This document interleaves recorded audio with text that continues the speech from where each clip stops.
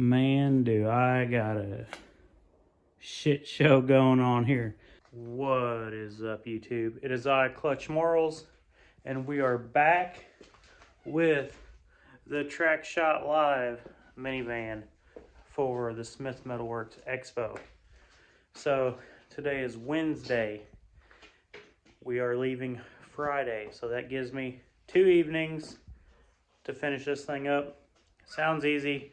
Still got a little bit to do. Here we go. It was probably backwards in the intro, but there's our Track Shot Live logo. We got a square tubing front bumper. We got the cage. We got a battery box. We got the back hatch 9-wired. What I'm going to be working on tonight is getting the fuel tank mounted in here. So we have to use a fuel cell. You can't leave the factory tank. So I'm going to try to drop the factory tank, unplug everything, pull out the fuel pump, and find a way to get all of the fuel lines, the wiring, and all that up into here, and hopefully just drop my pump in. I don't want to run all new lines through the vehicle. If we can, I'm going to find a way to use the factory lines and just pop them up through the floor. It's going to be the quickest. It's going to be the safest, because then you don't have the fuel in the vehicle. And the rules state you got to have fuel injected hoses that are rated for fuel injection. It's going to save me a lot of money if I can make this work. So what we got left is doing the fuel tank, 9 wiring, all the doors. I got to paint this side. Kind of got an idea. Shoes. Started putting the V-treads from a W body on. It's the same bolt pattern, but the rims need to be offset. So tomorrow evening, I'm going to run my rims over to my tire guy, get an offset put in, and hopefully have this done by then. It still runs and drives, so I'm going to tag the side of this. And while it's drying, start working on getting the paint. While the paint's drying, work on getting the tank dropped. Man, do I got a shit show going on here. So, we're not allowed to run the factory tank. Not a problem. I got this EFI tank. So, if anyone's ever used an EFI tank, you know you just lay this over that. You cut it out, and then you take that piece and you put it in that tank. As you can see, this is bigger than my ring. Also, this is the return. This had the outgoing fuel. This had the return. Most of the time, they're together. So, I already knew that this was going to be an issue. So I'm sitting over here playing around with it.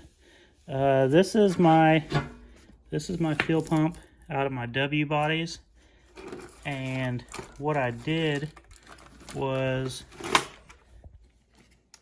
these were the wires that went down to the fuel pump. I cut them in the middle, kind of leave them enough that in case you're wrong, you can hook it back up. So these are supposed to go to the factory fuel pump. All I did was hot wire them to this fuel pump, and I stuck this end in the gas tank, turned the key on. We shot out some nasty fuel, so we can get the key and the ignition to run my fuel pump. So that's the first battle. Okay, now we we have a tank that is set up for inline fuel pumps. And what I did was, one year on here, one of these goes all the way to the bottom, one stops. I wrote in, I don't remember which one. I'll figure it out. You always want to go to the one that goes to the bottom of the tank for the inlet. The return is going to be the short one, and then that's your vent. But what I'm going to do, get this in the van, and then start working on getting the factory wiring and fuel lines ran up through the floor. Try to get all this spliced together, and then see if the van starts. Looking back, I probably should have cut the holes in the floor first, because now the shop floor is covered in gas, so we'll have to figure out a good way not to burn the place down. It looks like a big mess, but we're getting there. So we got the factory wires coming in, going to there. We're respliced onto my tank. Goes up. There's the return. It has a slight fuel leak, but the van does run. So I'm gonna go get some new fuel line, and then we'll just eliminate this from the equation, bolt this down, zip tie everything, and I think we're golden. It looks like a mess, but it runs, and you know, I was slightly worried. It is Thursday, 4:35 p.m., something like that. We are headed to Eaton, Ohio tomorrow for the Smith Metalworks Expo, and we just drove this thing for the first time since Operation Relocation on the fuel cell. See, like I told y'all, it looked like we had a lot of shit going on, but you know, I told you I'd fix it. I told you I'd fix it, and I did. We got the fuel tank in, we got a little hose running to the inline. Look, remember this? This used to be attached to the old fuel pump. There's the wires, wire nutted together. So you turn the key, fuel pump comes on. Yeah, you could use like a toggle switch and all that, but then you're gonna run into, if something happens, forgetting to shut the fuel off, build up a bunch of pressure. This way, if you got the key on, you know the fuel pump's on. If something happens, my first instinct's to shut the fuel off, or shut the car off. So that was my logic behind it.